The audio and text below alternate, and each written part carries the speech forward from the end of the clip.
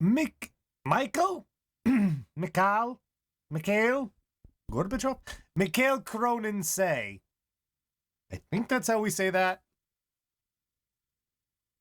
I saw Jonah from MST3K in there.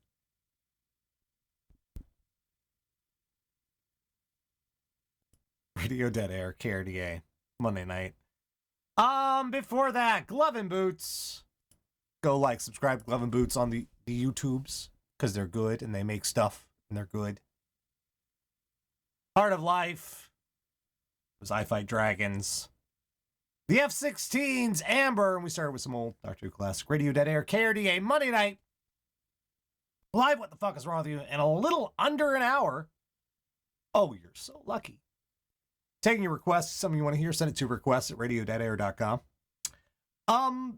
Some very good news came out. I believe it was today. I was not aware this was happening, but it is. Shall I share the good news with you? Shall I spread the good news? And I sound like a freaking door-to-door evangelist. Should I share the good news with you?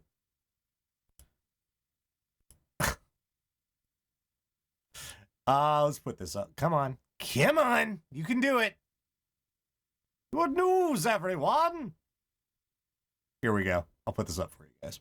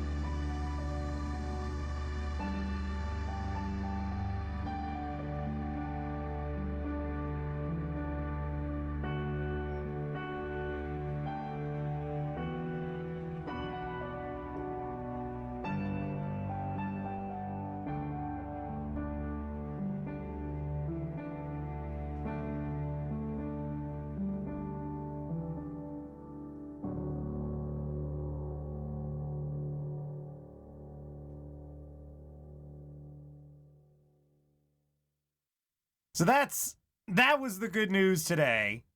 If you are not familiar with Kerbal Space Program, let me break it down for you. Essentially, it's a NASA simulator.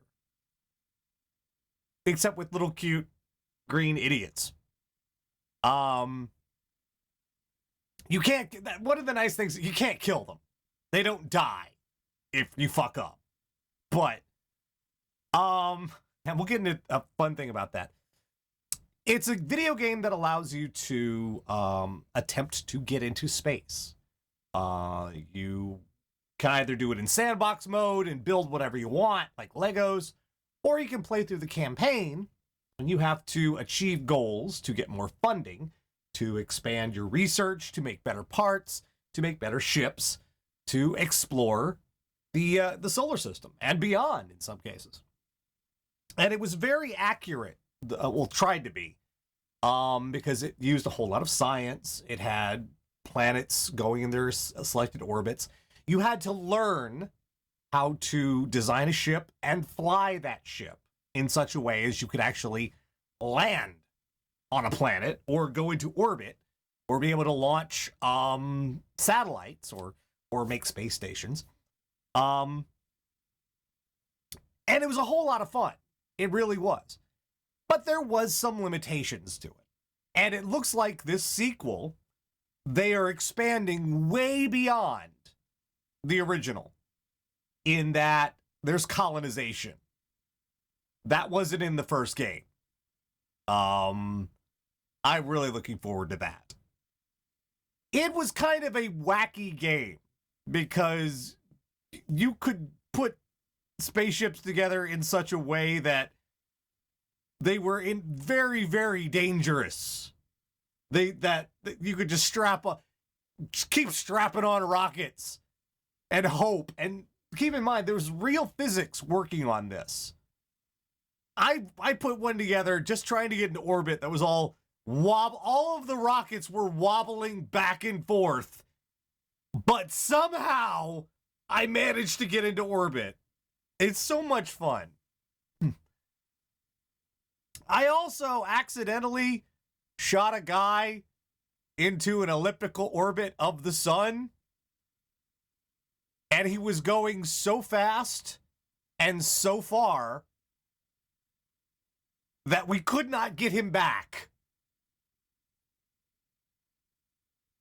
So he was just going around the sun in this elliptical orbit forever because we did not have the technology or the ability to bring him back. The poor little dude. But it's a really cool game. And stuff will blow up a lot. A lot. Your ships will blow up, you'll crash, you'll collect all sorts of things. And it's fun and it's funny. It's a fun game. And knowing there's a sequel coming out, because the first game was very moddable. They let you change and mod and alter all sorts of stuff and had a great deal of fun with it. They're bringing back the modding, which is very good. They're also adding multiplayer, which is going to get super weird, but that's going to be fun too. I'm looking forward to it because the original game is on Steam, by the way, if you're curious about it, and I think it's at discount, but it's well worth owning. This one's going to be coming out in spring 2020. I know I sound like an advertisement for the game, but I'm not getting paid. God, I wish I was getting paid by some of these people. I just really enjoyed the original. It was innovative. It was neat. I hadn't played anything like it before. I have played simulators before, but this one was very... There was as much depth to the simulation as you wanted. You could go real super deep, or you could just stay at the very surface level and just shoot rockets and blow stuff up. It was fun. So yeah. It's not going to be on the Switch, though it is going to be on the PS4 and Xbox. So it's going beyond the PC this time, which you'll be able to play this on other platforms, which is cool.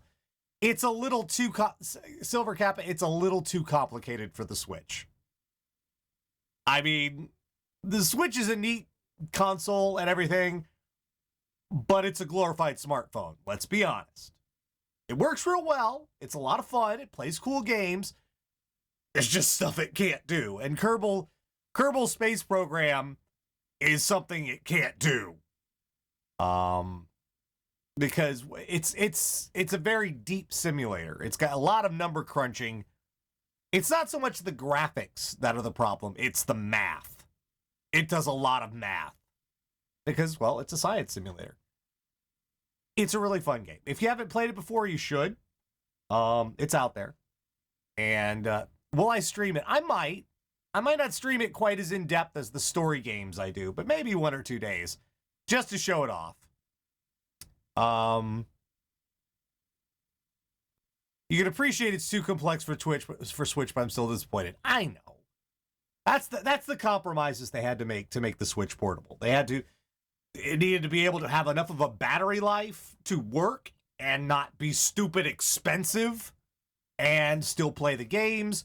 So they went with like smartphone tech, and it worked. It just, there's stuff it can't do. It was the trade-off. It had to be affordable, but it couldn't be that powerful because it had to be affordable and couldn't burn a battery at, like, do you need a high-quality computer to run it? Not really, because if the PS4 can handle it, most gaming computers, mid-range or low-range, could be able to handle it.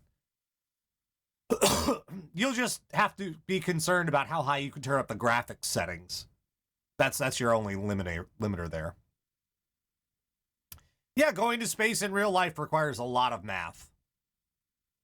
And the game requires. But again, you don't have to dig all the way deep into it. You've got levels. You can appreciate it at the surface level, or you can get really deep into the simulation stuff. It's a really good game. It's innovative. NASA loves it, by the way. The people actually at NASA enjoy the game. So that's something to keep an eye out for. It's going to be spring of next year, if it doesn't slide back. But fingers crossed. All right, let's see. We have lots more to come tonight. Live What the Fuck's Wrong With You's coming up in about a half an hour. Woly boly. Half an hour. Let's see here. What's next on the list of things to play? Looking at your requests. Oh, wow. Okay. I would apologize for getting this stuck in your heads, but I actually don't care.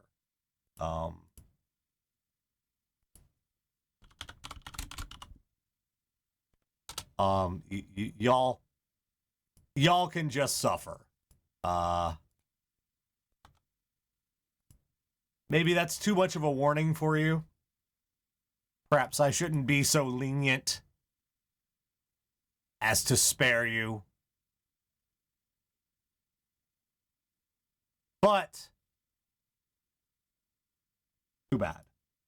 By request. Stay tuned, lots more to come. Radio Dead Air.